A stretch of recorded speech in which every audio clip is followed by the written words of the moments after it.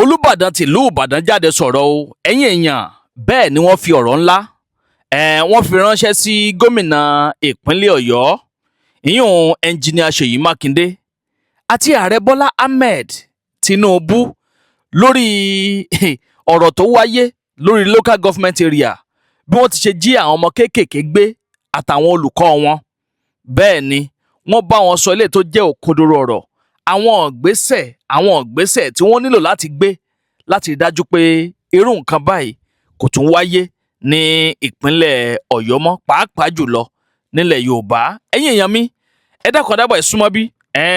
ẹ bá wọn nǹkan fìdílé tàbí kẹ́ fìdílé nǹkan kẹtún wá fetí gbéyàwó ọ̀rọ̀ mo ti gbọ́ ohun tẹ́ mọ́ jẹ́dé. Àwọn ìròyìn yàjóyàjó ìròyìn ajá àbálẹ̀ lórí ìkànnì Àdàbà tẹlifíṣàn bíi náà lẹ́tì máa láǹfààní láti máa gbọ́. Olúbàdàn tìlú Ìbàdàn His Royal Majesty wọ́n jáde láti wá sọ̀rọ̀ o. Bẹ́ẹ̀ ni tẹ́ ò bá gbàgbé ẹ rí i pé lọ́jọ́ 15 oṣù karùn-ún ọdún 2026 táwa nù rẹ̀ yìí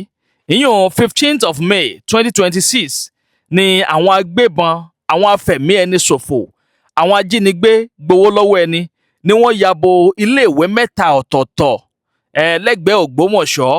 ní Oríire local government area nípínlẹ̀ Ọ̀yọ́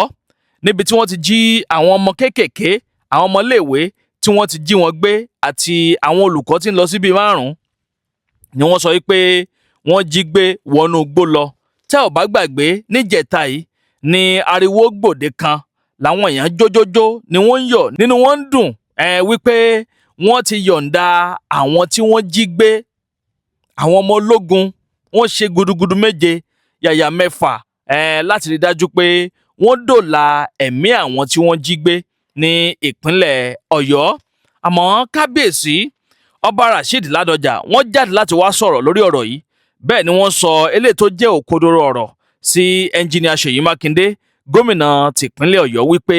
kí wọ́n rí dájú pé gbogbo bọ́dà gbogbo àwọn ìlú àwọn community tó súnmọ́ bèbè Old Ọ̀yọ́ National Park kí wọ́n rí dájú pé wọ́n secure ẹ̀ dáadáa kí àwọn ẹ̀ṣọ́ aláàbò tó dúró tán àwọn ẹ̀ṣọ́ aláàbò tó dúró re kí wọ́n rí pé wọ́n kó wọn sínú igbó yẹn dáadáa kírun nǹkan báyìí kó má tún padà wáyé mọ́. Torí tí ẹ bá gbàgbé ẹ rí i pé àwọn ìlú táwọn pípò yẹn ti ń sọsẹ́ àwọn ìlú tó súnmọ́ rìsáàfù ni gbogbo àwọn ìlú tó bá ti súnmọ́ rìsáàfù yẹn àwọn tó bá wà ń bẹ̀ kí wọ́n kíyèsára gan o.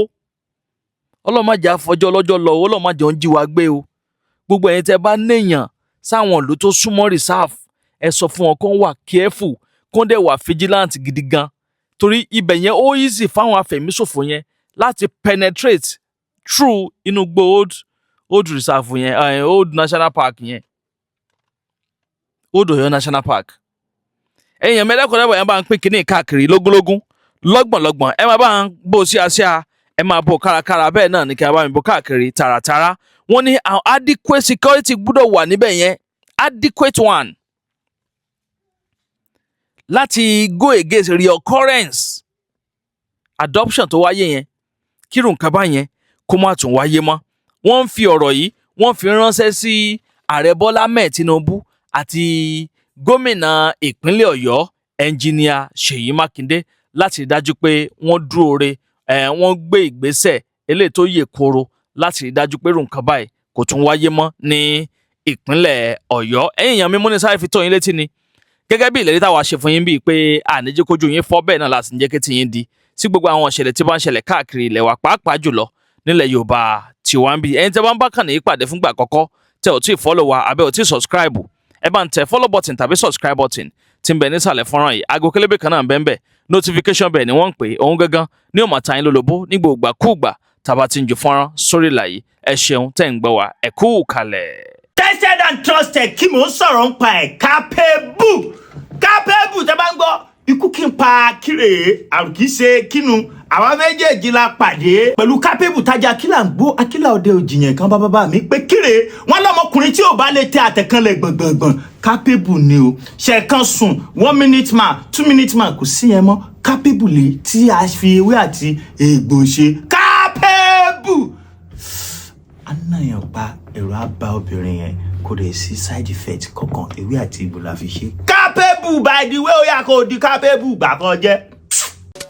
èwo ni ká ṣe kan kó dẹnu kọlẹ̀ ká má lè jìn dáadáa kóbìnrin kígbe lábẹ́ ẹni ká má ti gùnkè ká ti dà ọ̀nà àbáyọ ti dé o capable natural herbal remedy ló lè ṣe gbẹlura kó o dẹṣin gbẹmú kóbìnrin ó máa bẹ̀ kó ti tó tún wá tán síbẹ̀ o ìwọ tààtọ̀ ẹ ò lè dánmọ́ ìyẹn low sperm count ìwọ tó ní erectile dysfunction kó o bẹ̀rẹ̀ kó má lè nàró capable natural herbal remedy ló kápá ẹ̀ capable natural herbal remedy jẹ́ oògùn tá a fi ewé àtegbò ṣe tí a ṣe àkójọ ẹ̀ níbi tó mọ́ tónítóní àwọn tó mọ̀ nípa ewé àtegbò ló pákéjì ẹ̀ ó yá pé nọ́mbà yìí láti họ́dà capable natural herbal remedy tiẹ̀ 0906-866-4147 lẹ́ẹ̀kan sí 0906-866-4147 ó yá gbé capable lura kẹ́ni ẹlẹ́ni bàbá àgbà ṣe é ṣe capable natural herbal remedy ló lè mú ẹ capable.